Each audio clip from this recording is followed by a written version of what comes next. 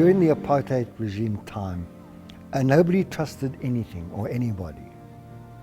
But the church, and particularly the Catholic and Anglican, they were seen clearly to be against the system, and they were trusted. And I think that has been a very powerful thing, that even today people trust the church somehow. The story of the Catholic Church in South Africa mirrors the history of the country itself. Starting out as a barely tolerated presence for a small population of Catholic European immigrants, to becoming a mission church today for 3 million Black South Africans who, despite their liberation in the early 1990s from apartheid, still mostly live in rural and urban squalor. Along the road, the church changed from being neutral with regard to how the apartheid regime was treating its Black citizens to becoming one of its most committed and forceful opponents.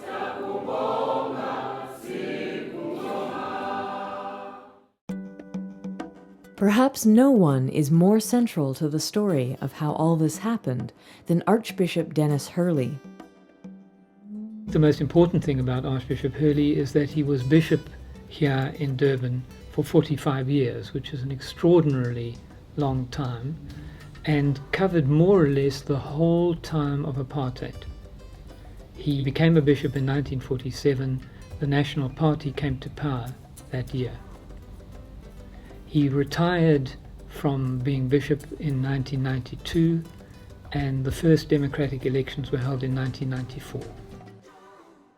As president of the conference, he led a delegation over to Namibia. At that time, South Africa was occupying Namibia, and they were fighting the Angolans from Namibia. And they had some really brutal police units there that were operating in Namibia against SWAPO, the resistance movement in Southwest Africa as it was then. And Hurley led this delegation to go and find out what exactly was going on, what the South African government and its troops and other agencies were doing in that country, composed a report and published it. And that's when the state came down very hard on him. He was a person who believed that organized evil needed to be counteracted by organized good. You couldn't, have nice intentions.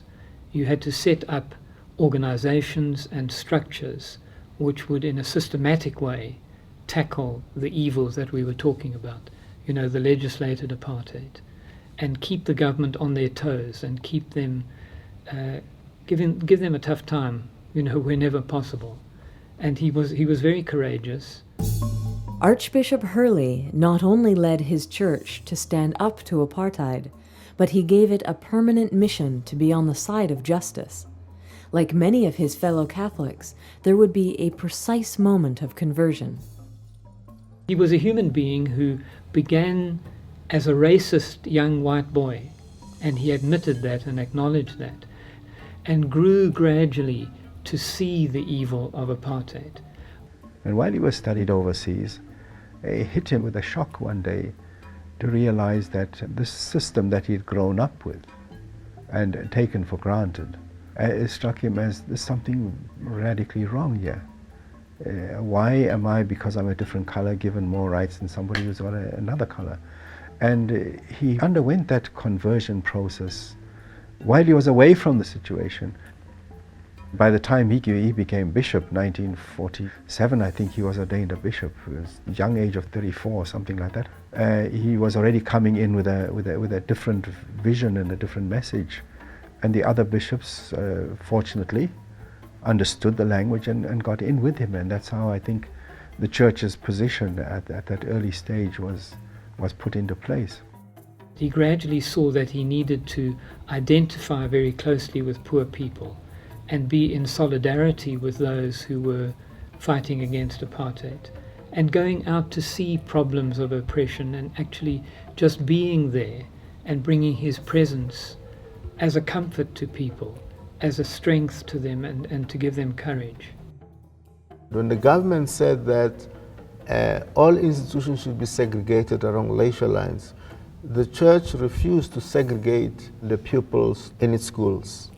A little late in terms of the history, since the church was established here in the 1800s, but almost 100 years down the road, they began to oppose violently this apartheid system.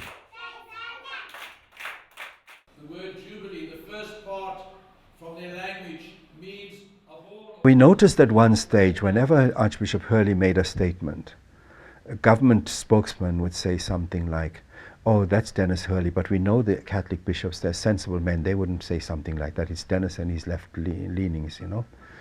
So we said to her at a session of the Bishops' Conference, "We would like you now to be our spokesman, and whenever you speak as president of the conference and not as Denis Hurley, Archbishop of Durban." It was a planned thing that we would speak as a church rather than as one charismatic individual. Today, our strength would lie in cooperating with other faith communities. That's where our strength lies. Because as faith communities, we are able to engage the government. And the religious sector is a big sector in this country. Diaconia is an ecumenical agency started by Archbishop Denis Hurley to bring the churches of Durban together to struggle against apartheid. So nowadays, you know, it's the environment, it's AIDS. It wasn't those issues at the time that Denis Hurley started it, but he would be very happy to see the sort of things that they're still doing.